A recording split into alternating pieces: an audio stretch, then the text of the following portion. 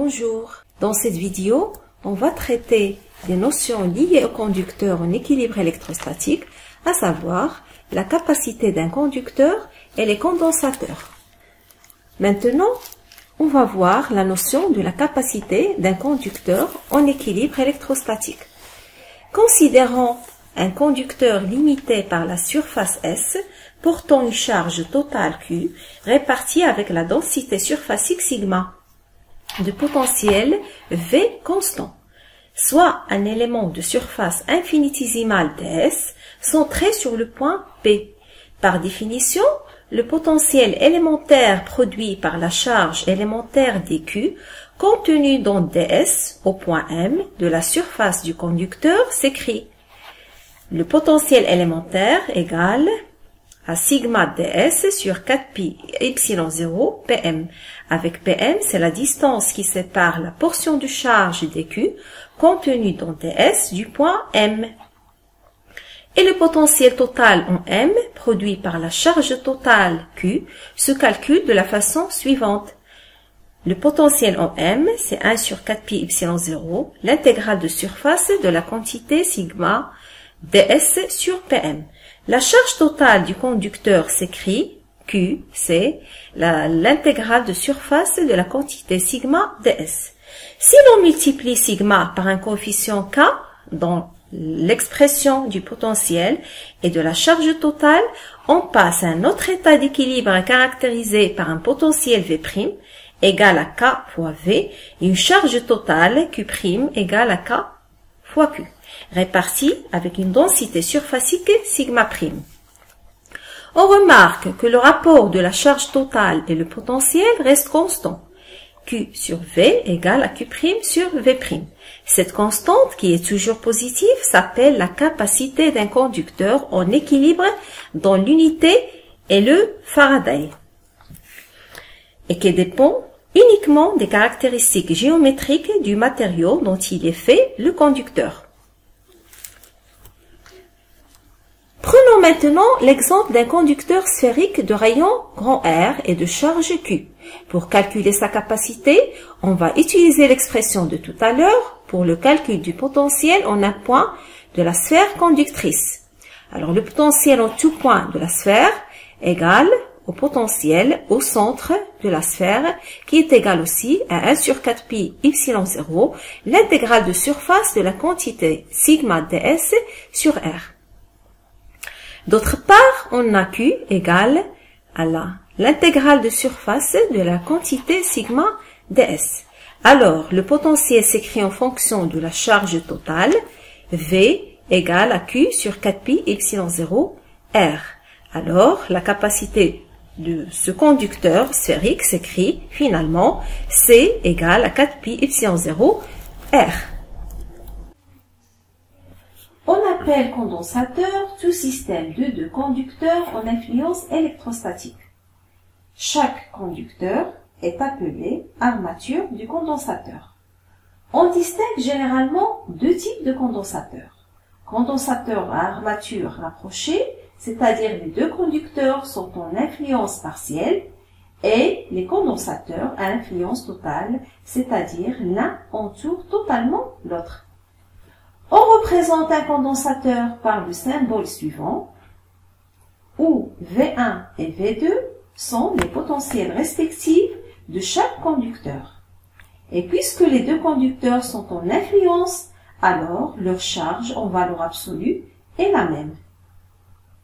La capacité propre d'un condensateur s'écrit de la façon suivante, C égale au rapport de Q sur la différence de potentiel V1 moins V2, où Q est dite la charge totale du condensateur. En général, les deux armatures sont séparées par un matériau isolant, ce qui a pour effet d'augmenter la capacité du condensateur. Prenons l'exemple d'un condensateur sphérique formé par deux conducteurs sphériques concentriques de potentiel respectivement V1 et V2 et de charge Q1 et Q2. Puisque les deux armatures sont en influence totale, alors Q1 égale à moins Q2 égale à Q. En appliquant le théorème de Gauss, le champ entre les deux armatures du condensateur s'écrit E, le champ égale à Q sur 4 pi epsilon 0, 1 sur R au carré fois ER. Pour le calcul de la différence de potentiel entre les deux armatures, on calcule la circulation du champ entre les deux conducteurs de rayon R1 et R2. On en déduit la capacité de ce condensateur sphérique dont l'expression est la suivante. C égale au rapport R1 fois R2 sur R2 moins R1. Comme on l'a expliqué tout à l'heure, la capacité de ce condensateur sphérique ne dépend que des propriétés géométriques des deux conducteurs, c'est-à-dire des rayons R1 et R2, et des propriétés physiques du matériau entre les deux armatures. Ici, c'est epsilon 0. Puisqu'on a le vide entre les deux armatures, pour augmenter cette capacité, on remplace le vide entre les deux armatures par un diélectrique, car il possède une permittivité plus grande que le vide, ou de diminuer l'épaisseur du condensateur, c'est-à-dire la différence R2 moins R1. Soit un groupement de 3 condensateurs montés en série, branchés aux bornes d'un générateur. Notre but, c'est de remplacer ce groupement par un seul condensateur équivalent. Sous la différence de potentiel Vm moins Vn, l'armature A6 se prend la charge moins Q et par influence, l'armature A5 se charge de plus Q.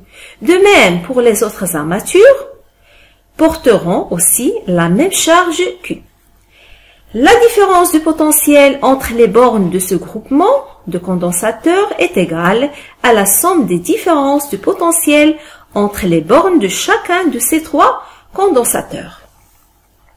En remplaçant chaque différence de potentiel aux bornes de chaque condensateur par sa valeur, qui est égale au rapport de la charge sur la capacité, on aura l'expression suivante. Or, le but, c'était de remplacer ce groupement de condensateurs en série par un seul condensateur branché entre les bornes du même générateur, qui va charger le condensateur équivalent avec la même charge Q. Alors, la tension aux bornes du condensateur équivalent égale au rapport Q sur la capacité équivalente, on en déduit à partir de cette égalité la formule générale de la capacité équivalente d'une association de condensateurs en série. Maintenant, on va prendre un groupement de 3 condensateurs montés en parallèle. Le but, c'est de remplacer ce groupement par un seul condensateur équivalent. La charge délivrée par le générateur va être répartie entre les 3 condensateurs, c'est-à-dire que Q égale à la somme des 3 charges Q1, Q2 et Q3. En remplaçant chaque charge par son expression, qui s'écrit en fonction de la capacité propre de chaque condensateur et la différence de potentiel entre ces bornes, qui est égale à Vm moins Vn, on aura l'expression suivante. Q égale à la somme des capacités C1, C2 et C3 fois V. Or, le but c'est de remplacer ce groupement de condensateurs par un condensateur équivalent entre les bornes du même générateur. Et ce condensateur équivalent portera toute la charge Q délivrée par le générateur. Cette charge est égale au produit de la capacité équivalente et la différence de potentiel à ces bornes. Alors, la capacité équivalente du condensateur équivalent égale à la somme des capacités.